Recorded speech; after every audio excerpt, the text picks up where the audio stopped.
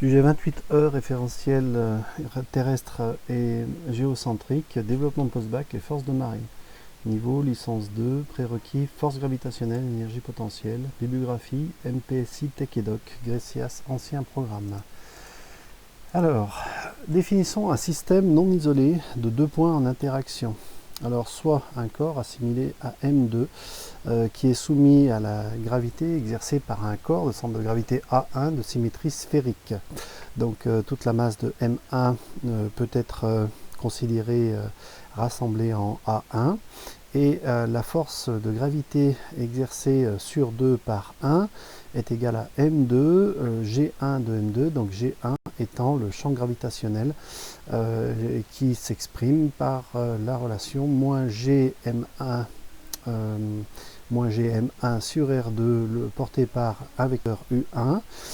Donc ici c'est la force de U1 et donc le U1 est dans cette direction, c'est un vecteur unitaire. Et F12 c'est M1G2A1, donc la force de gravité exercée par 2 sur A1. Et le champ G2 c'est moins GM2 sur R2 dans l'autre sens.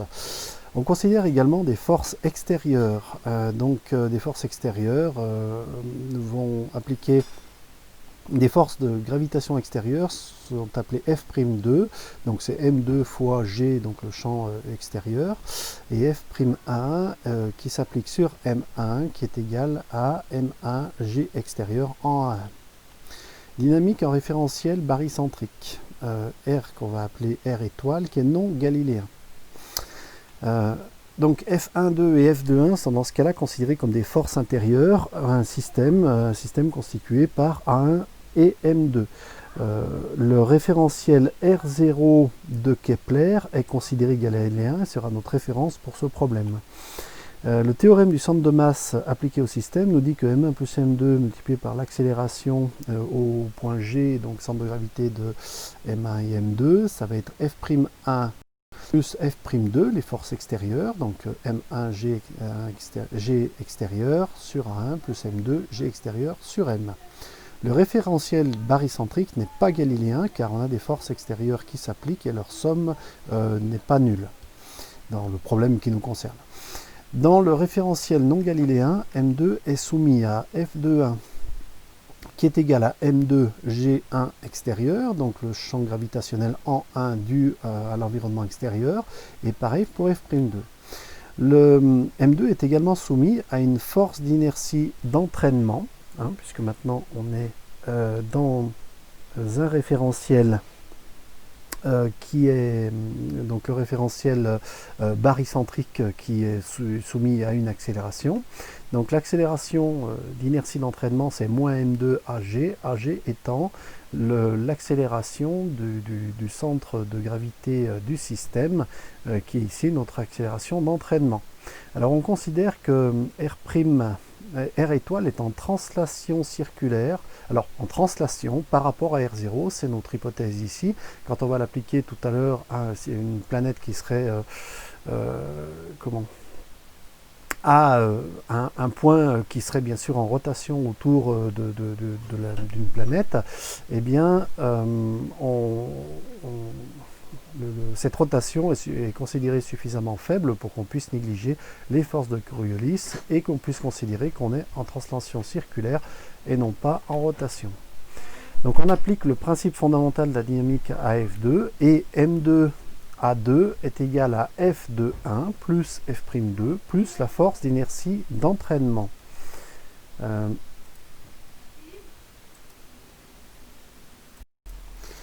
On a donc F'1 plus M2, alors F'2 c'est M2 multiplié par le champ gravitationnel en M2 dû aux forces extérieures, moins l'accélération d'entraînement qui ici est AG. Or AG est composé de AG, c'est l'accélération du centre de gravité qui va être M1 sur M1 plus M2 G extérieur à 1 plus M2 sur M1 plus M2 G extérieur M2. Donc si on place cette expression là-dedans, on arrive à M2 A étoile, A2 étoile égale M2 G1 en M2, plus M2. Alors ici, on a GM2 extérieur, et puis on va rajouter M1 plus M2 sur M1 plus M2 pour pouvoir faire une petite manipulation.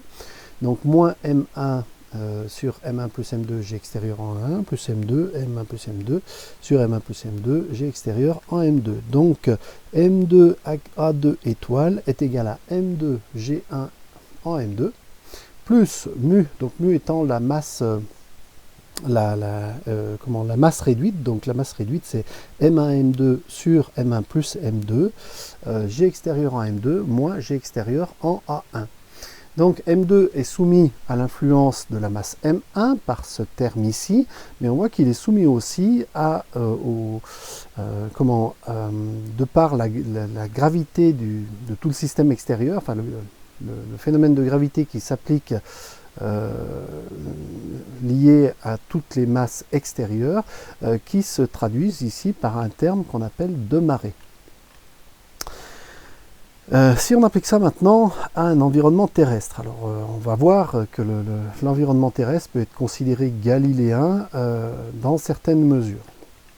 Le système est ici la Terre plus donc le point M qui serait une molécule d'eau à sa surface, et le champ extérieur ça serait la Lune et le Soleil. Donc la masse de la Terre est très supérieure à la masse de la particule d'eau ou de l'océan même tout entier qui nous intéresse ici. Donc on peut considérer G comme le centre de gravité de la Terre, le centre de gravité du système comme le centre de la Terre, et on peut considérer la masse réduite comme étant à peu près égale à la masse de la Terre.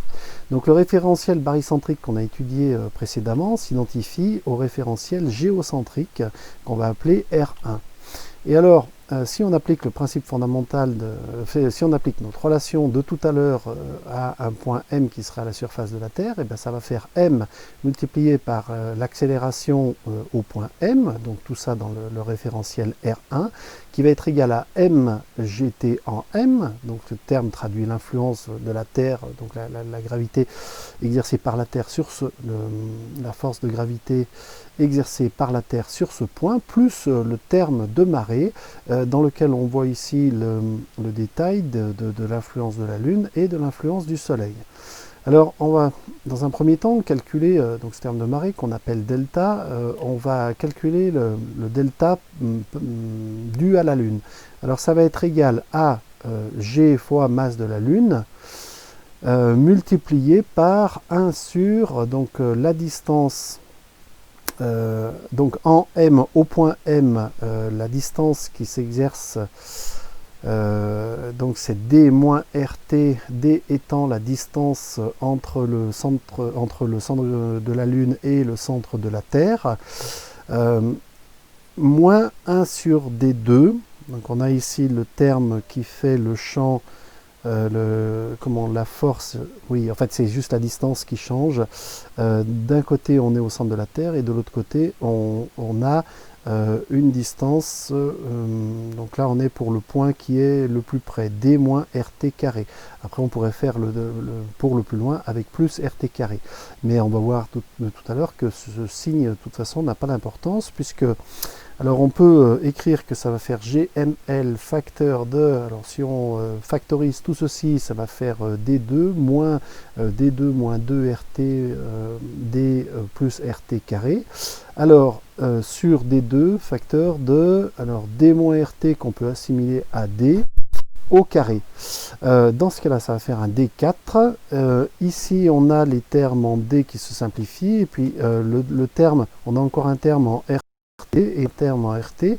On a dit qu'RT était inférieur à D, donc on peut négliger encore ce terme, et on se retrouve avec 2GML RT sur D3. 2GMT sur RT carré. Alors ici, on va faire apparaître la masse de la Terre, ici, et ici, et on faire apparaître un RT2 ici et un RT2 ici. Comme ça permet de faire apparaître ici donc GMT sur R2T, c'est le champ gravitationnel terrestre, multiplié par le rapport des dimensions, donc le rayon de la Terre par rapport à la distance Terre-Lune, qui est de 1/60e. élevé au cube, multiplié par masse de la Lune sur masse de la Terre, qui serait de 1 sur 81 et non pas 80 comme c'est marqué là.